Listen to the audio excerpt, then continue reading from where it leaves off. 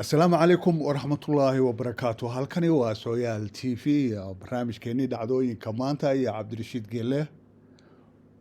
Waa maalin Khamiisa bisha January ay tahay 16 sanadkuna uu yahay 2025.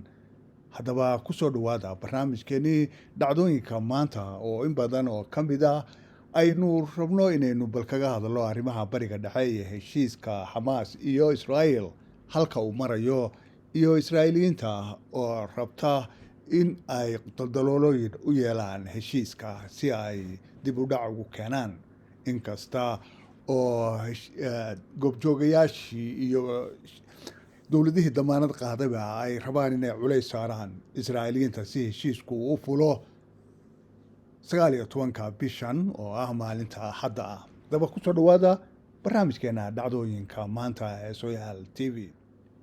wararka ka imanaya Tel Aviv ayaa waxa ay sheegayaan in golaha xukuumadda ra'iisul wasaare Netanyahu ay dib u dhigi doonaan codbixinta ku saabsan heshiiska xabad joojinta iyo sii deynta maxaabiista ilaa habeenka Sabtida sida ay ku waramayso channelka 12aad ee Israel, taasoo macnaheedu yahay in hirgelinta heshiiska laga yaabo inaanay bilaabin ka hor Isniinta. Warbixinta ayaa sheegaysa in wasiiradu ay berri kulan ku yeelan doonaan sida loo qorsheeyay ama uga wada hadlaan heshiiska, balse kulanku uu sii socon doono ilaa habeenimada Sabtida.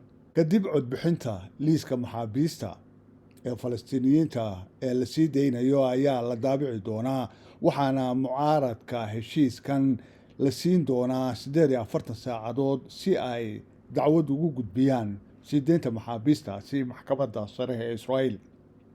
warbixintu waxa ay sheegaysaa in xafiiska ra'iisul wasaaruhu uu go'aamiyay in haddii jadwalka hore la ilaaliyo ee codbixinta la sameeyo berri, tani ay la macno tahay in dadka ka soo horjeeda sii deynta maxaabiistu aysan haysan waqti ku filan si ay cabasho ugu gudbiyaan maadaama ay tahay maalinta Sabtida. waxaana la filayaa in maxkamaddu aysan faragelin ku samayn doonin sii deynta maxaabiistaasi. heshiiska ayaa hadda lagu wadaa inuu dhaqan galo Axadda saacadu marka ay tahay 12:15 duhurnimada, iyada oo saddexda maxbuus ee ugu horeeya la sii deyn doono waqti yar kadib. warbixinta TV-ga ayaa sheegaysa in ergada wadaxaajoodka Israa'iil ay sii joogayaan Dooxa ilaa heshiiska la saxiixo, kadibna ay ka qayb qaadan doonaan doodaha golaha wasiirada.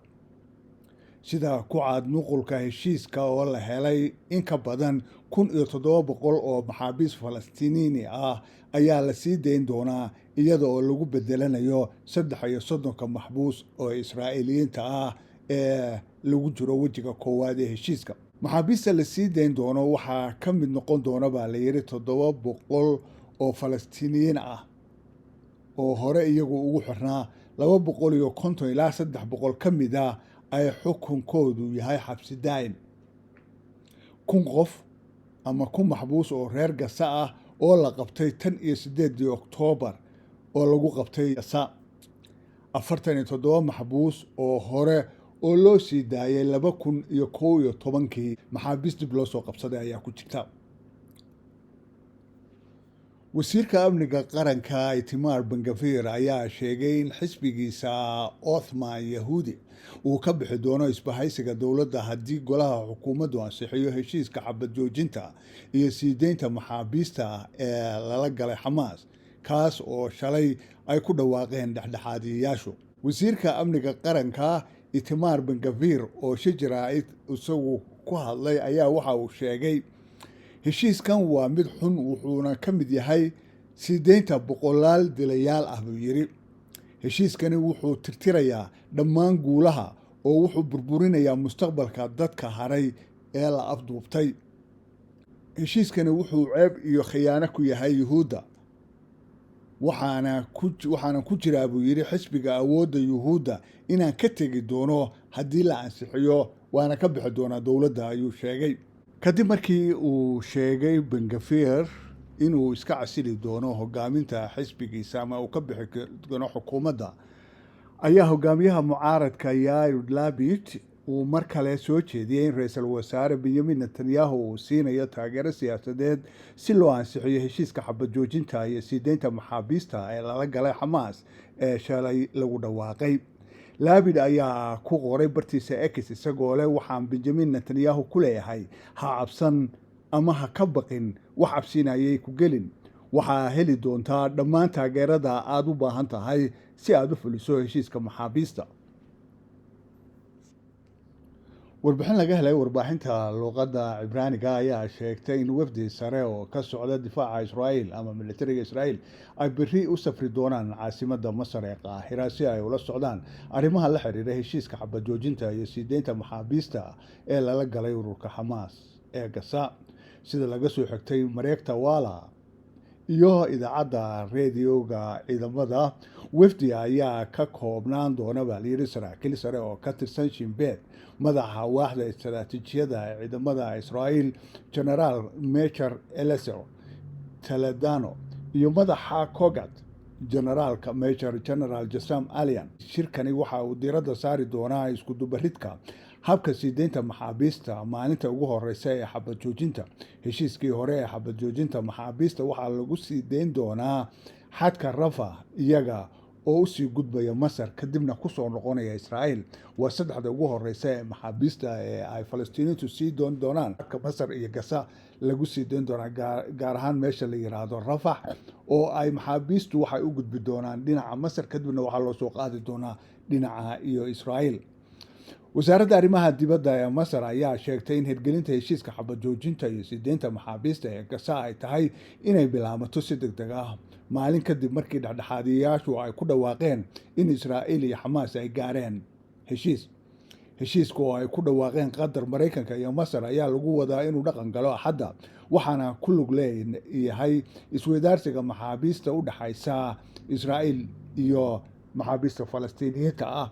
kadibna waxaa la isku raaci doonaa shuruudaha dhammaystirka dagaalka. tan iyo markii heshiiska lagu dhawaaqay, hay-adaha difaaca rayidka ee ka howlgala Gaza ayaa waxa ay sheegeen in ugu yaraan 80 qof lagu dilay, 100 kalena lagu dhaawacay duqeymaha ay Israa'iil ka geysatay Gaza. wasiirka arrimaha dibadda ee Masar Badri telefoon waxa uu kula hadlay xogayaha arrimaha dibadda ee Mareykanka Antony Blinken, wuxuuna ku baaqay in xabad joojintu si degdeg ah u bilaabato, isagoo adkeeyay baahida loo qabo in dhinacyadu ay u hoggaansamaan shuruudaha heshiiska oo ay hirgeliyaan wejiyada heshiiska muddada loo qorsheeyey. Qaahira ayaa sidoo kale ku baaqday in gargaarka bini'aadanimada si degdeg ah oo nabdoon oo hufan loo qaybiyo iyo in la bilaabo mashruuca soo kabashada hore ee u gogol xaaraya dib u dhiska Gaza. Donald Trump ayaa bartiisa Truth Socialka ku faanay saameynta uu ku yeeshay ra'iisul wasaaraha Israa'iil Benjamin Netanyahu, isagoo sheegay in ergeygiisa uu Netanyahu ku qanciyay hal kulan wax ka badan intii uu madaxweyne Joe Biden ku guuleystay sanad dhan uu ku guuleysan waayay. Trump ayaa qoray, waxa uu ergeyga hal kulan uu ku sameeyay waxa ay ka weyn yihiin wax kasta oo Biden uu isku dayay inuu sameeyo sanadkii la soo dhaafay. tani waa hogaaminta dhabta ah. hadalkan Trump ayaa imanaya iyada oo muran xoogan uu ka jiro heshiiska xabad joojinta iyo maxaabiista ee Israa'iil iyo Xamaas, kaas oo si dadban uu ugu riyaaqay. taageerayaashiisa ayaa u arkaa in saameyntu ay weli xoogan tahay xitaa inta uu ka sugayo xilka madaxtinimada ee 20 January. maadaama taariikhda hirgelinta heshiiska ee January 19 ay soo dhowdahay, dareenka ayaa diiradda saaraya khasaaraha dhaqaale ee ka dhashay dagaalka Gaza ee soo gaaray Israa'iil, iyada oo shaki laga qabo tirooyinka ay soo bandhigayaan Israa'iiliyiintu. shakigaas waxa ay ka muuqatay wargeyska la yiraahdo Calculist. wargeysku waxa uu su'aal geliyay ku dhawaaqista dowladda Israa'iil ee 6.9% hoos u dhaca maaliyadeed ee 2024, taas oo gaaraysa ilaa iyo 136 bilyan oo shekel oo u dhiganta 36.1 bilyan oo dollar, waxayna muujinaysaa in xaqiiqdu ay aad u xun tahay. taas waxay muujinaysaa in khasaaraha dhabta ah uu noqon karo 7.2% GDP-ga, ku dhowaad 142 bilyan oo shakal oo u dhigantaa 37.7 bilyan oo dollar.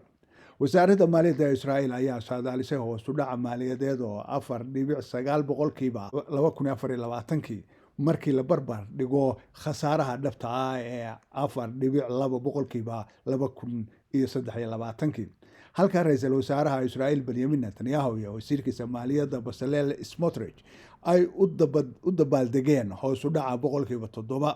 Israa'iiliintu waxay la halgamayaan kor u kaca nolosha, kharashaadka iyo dhaqaale xumida sida ay warbaahintaasi kalkuleysti ay qodhay. dagaalka Israa'iil iyo Xamaas ayaa hadda waxa uu ku dhow yahay inuu kuna dhammaado xabad joojinta, waxaana jira burbur weyn oo ay geysatay Israa'iil una geysatay marinka Gaza. sawirada satellite-ka ayaa muujinaya baaxadda burburka dhulkaasi inta uu leeyahay, iyadoo oo wariyaasha iyo dadka kale aan loo ogolayn inay galaan goobahaasi. Falastiiniinta ku nool marinka Gaza waxa ay rajeynayaan inay ka baxaan xeryaha ka samaysan teedhooyinka oo ay ku laabtaan guryahooda haddii heshiiska xabad joojinta oo muddada dheer la sugayay uu hakiyo dagaalka Israa'iil iyo Xamaas. laakiin badankood waxay ogaan doonaan inaan wax aysanba ka harin dhismayaashii iyo deegaamadii ay ku noolaan lahaayeen iyo waddooyinkii ay mari lahaayeenba. duqeymaha iyo howlgallada dhulka ee Israa'iil ayaa bedelay xaafadaha oo ka tirsan magaalooyin dhowr ah, kuwaasoo noqday meelo burbursan oo dhagxaan iyo caro ay buux dhaafisay, iyadoo qolalka guryaha madow ee dumay iyo qashinka badan ee ku firiqsan dhammaan jihooyinka waddooyinka waaweyn.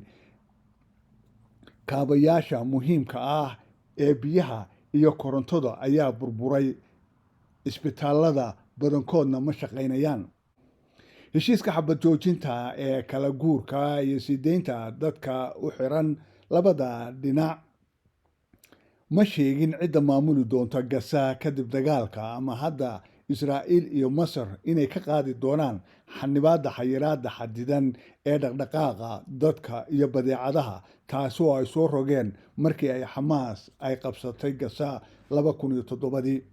qaramada midoobay waxa ay sheegtay inay qaadan karto in ka badan 350 sano in dib loo dhiso Gaza haddii xayiraadan hadda Masar iyo Israa'iil ay soo rogeen ay sii socoto.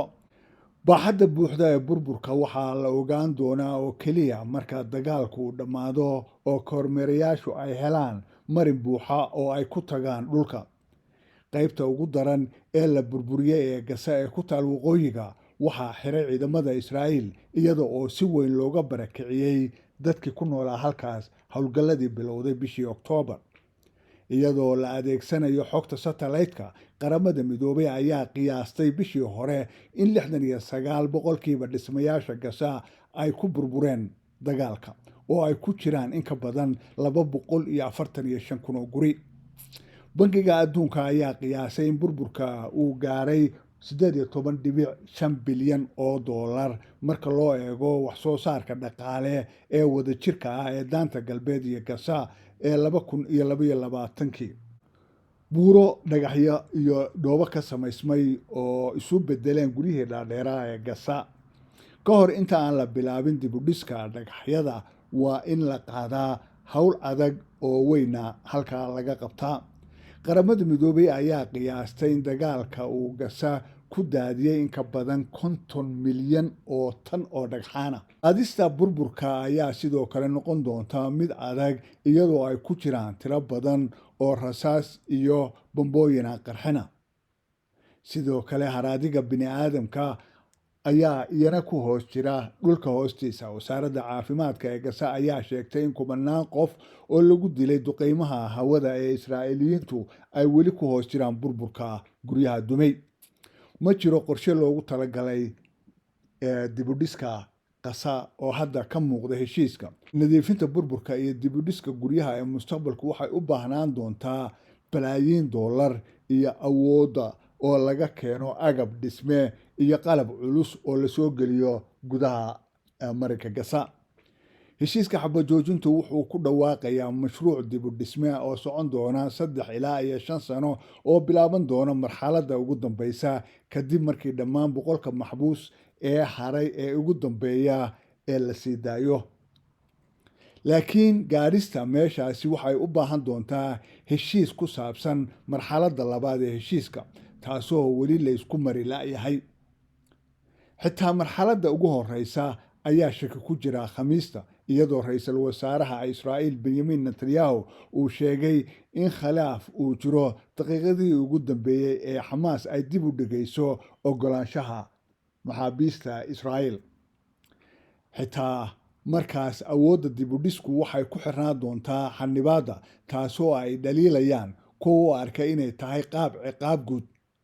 Israa'iil waxay sheegtay inay lagama maarmaan tahay si looga hortago Xamaas inay dib u dhisato awooddeeda militari ee ay leedahay, iyadoo xustay in sibirka iyo tuubooyinka birta ah ay sidoo kale loo isticmaali karo dhismooyinka tunnelka iyo gantaalada dhulka hoostiisa ah. dowladda Mareykanka iyo inta badan bulshada caalamku waxa ay doonayaan in Falastiiniyiinta la hoosgeeyo ayna maamulaan daanta galbeed iyo Gaza, iyada oo taageerayaan ama taageero ka helaya dalalka Carabta ka hor dowladnimada mustaqbalka. laakiin arrintaasi waa mid aan suurtagal ka ahayn Israa'iil, taasoo ka soo horjeeda dowlad Falastiin ay leedahay oo ka talisa daanta galbeed iyo Gaza. deeq-bixiyayaasha caalamka ma ahan kuwo u baahan inay maalgashadaan dhul aan dowlad lahayn oo soo maray 5 dagaal muddo ka yar 20 sano oo lasoo dhaafay, taasoo macnaheedu yahay in xerooyinka waaweyn ee xeebta laga yaabo inay noqdaan muuqaal joogto ah oo noloshooduba ay noqoto mid sida hadda ay tahay ahaata. dhegeystayaasha qiimaha iyo qaayaha lahow, waa Sooyaal TV iyo barnaamijkeennii dhacdooyinka maanta. waa maalin Khamiisa. intaas ayaan kusoo gabagabayn doonaa barnaamijkeennii maanta. intaynu barnaamij kale oo kan la mid ah aynu dib ugu kulmi doono, waa Cabdirashiid Geelo oo idinle isma dhaafno.